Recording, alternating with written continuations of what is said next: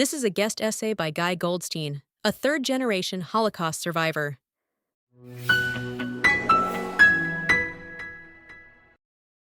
As the war with the Islamic Republic of Iran goes into its third week, one of the most contested debates is about interceptor stocks.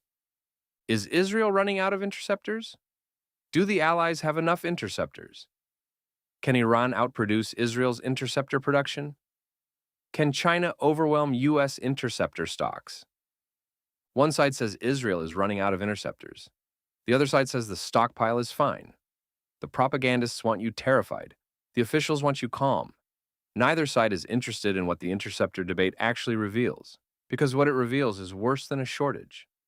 The truth is, Israel does not have an interceptor crisis. Israel has the natural consequence of a 20-year strategy that treated defense as a substitute for decision. The interceptors are not running low because the manufacturing pipeline failed. They are running low because a country that could have dismantled the threat chose instead to absorb it, one rocket at a time, until the math became impossible. Iron Dome is a masterpiece of engineering. It has saved thousands of lives. It gave Israeli parents the surreal ability to watch rockets arc across the sky, hear the boom of interception, and send their children to school the next morning.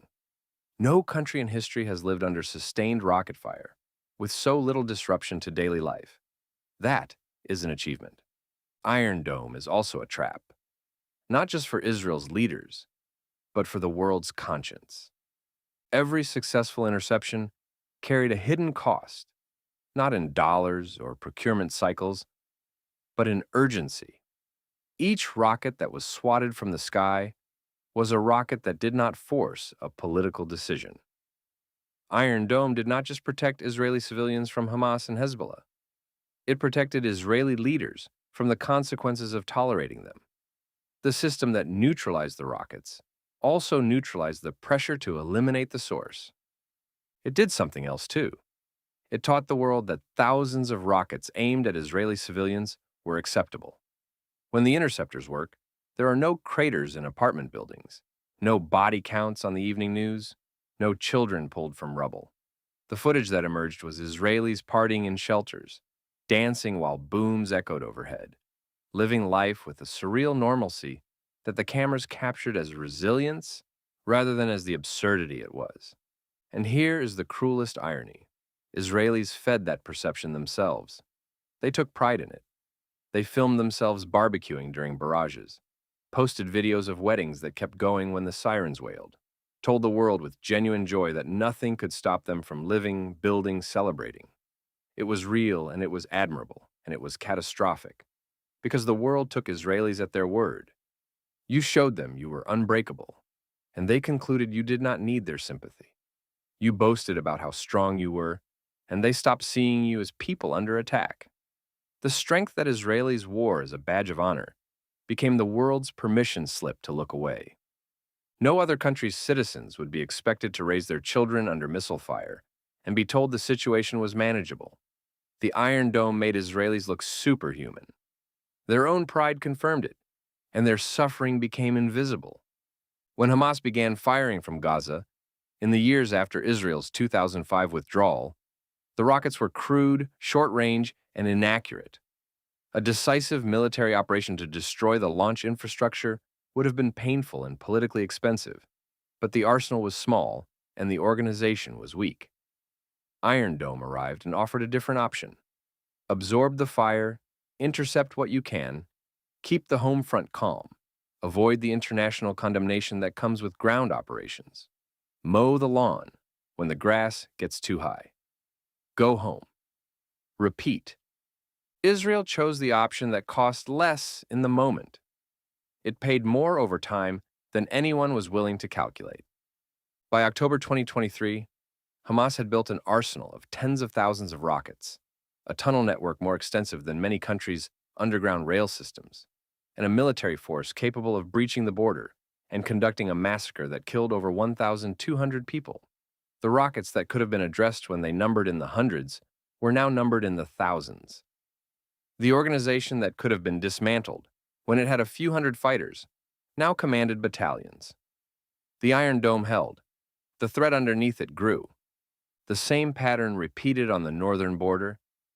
In 2006, Hezbollah had roughly 15,000 rockets. Israel fought a war, achieved an ambiguous result, and went home. The rockets were rebuilt. By 2023, estimates placed Hezbollah's arsenal at 150,000, a tenfold increase under the umbrella of Israeli deterrence and defensive capability. The message every Israeli government sent across party lines was the same. We can manage this. The dome holds. The situation is contained. It was never contained. It was compounding. Iran watched and learned. If Israel's doctrine was to absorb and intercept rather than attack and destroy, then the strategic answer was volume. Build enough missiles, enough drones, enough proxies, with enough launchers, and the dome becomes a math problem with only one solution. Overwhelm it. Tehran did not need to defeat Iron Dome technically. It needed to exhaust it arithmetically. And it built its entire regional architecture around that insight. This is the thread that connects the 1967 Six-Day War to the Oslo Accords to the present. After the Six-Day War, Israel discovered that the political cost of decisive victory was international isolation. After the 1973 Yom Kippur War, it discovered that the political cost of being caught unprepared was near annihilation. The synthesis that emerged, refined across decades and governments, was managed conflict. Maintain military superiority. Accept the existence of hostile actors on your borders. Contain what you cannot eliminate. Avoid the moral and diplomatic reckoning that comes with finishing a war. Iron Dome was the technological perfection of that doctrine. It made managed conflict feel sustainable. Rockets land, interceptors rise, the news cycle moves on, and the political cost of addressing the source stays safely in the future. October 7th ended the illusion, not because the dome failed, but because the strategy it enabled failed. The threat it allowed to accumulate walked across the border and murdered families in their homes. The managed conflict became an unmanaged catastrophe. The cost that had been deferred for 2 decades arrived in a single morning. What has followed is a doctrine still being written, but its outlines are visible. In Gaza, in Lebanon, in the current campaign against the Islamic Republic of Iran, the logic has reversed. Instead of absorbing fire and intercepting, Israel and the United States are attacking the capacity to fire. Instead of defending against the threat, they are dismantling it. Speed, mass, precision, and the systematic elimination of the enemy's ability to strike back. This is not Iron Dome thinking. This is its opposite. The instinct is right. The execution, by the evidence of the last several months, has been remarkable. Iranian drone attacks are down 95%. Ballistic missile launches have declined significantly from the opening days. Hezbollah's arsenal, once the largest non-state stockpile in the world, has been substantially degraded. The offensive doctrine is producing results that 2 decades of interception never could. We already have proof that the evolution is incomplete. In November 2024, Israel agreed to a ceasefire with Hezbollah in Lebanon. The tactical campaign had been devastating. Its longtime leader, Hassan Nasrallah, was dead. The command structure was shattered. The arsenal was degraded. The IDF had demonstrated a new kind of warfare, precise and overwhelming and fast. And then Israel stopped. It accepted terms that left Hezbollah alive as an organization, left its recruitment infrastructure intact, left the political conditions that produced it unchanged. The tactical doctrine had evolved.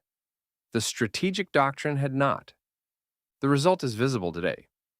Israel is back fighting in Lebanon. Hezbollah is firing rockets again. The ceasefire that was supposed to consolidate tactical gains instead gave an injured enemy time to regroup and a grievance to rally around.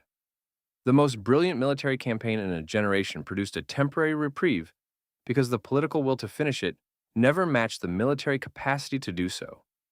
It is Iron Dome thinking in a faster, louder, more expensive form. Magnificent tactics in service of the same unfinished strategy. This matters because Iran may offer only one chance.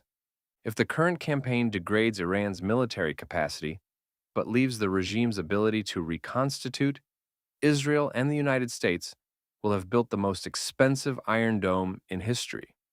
If they dismantle the proxies but leave the architecture that created them, the rockets will return.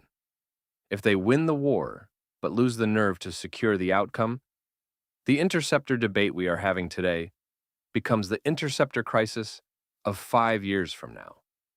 Except the next arsenal will not be conventional. A regime that survives this campaign will pursue the one capability that guarantees it can never be struck this way again. The job left unfinished in Iran is not a regional problem. It is an existential one, and not only for Israel. The Iron Dome was never the problem. The problem was what it allowed Israel to avoid. The interceptor debate is not about supply chains and production rates. It is the same question Israel has faced since 1967, asked louder than ever. Does this country, and its most important ally, have the resolve to see a war through to the outcome the enemy fears most?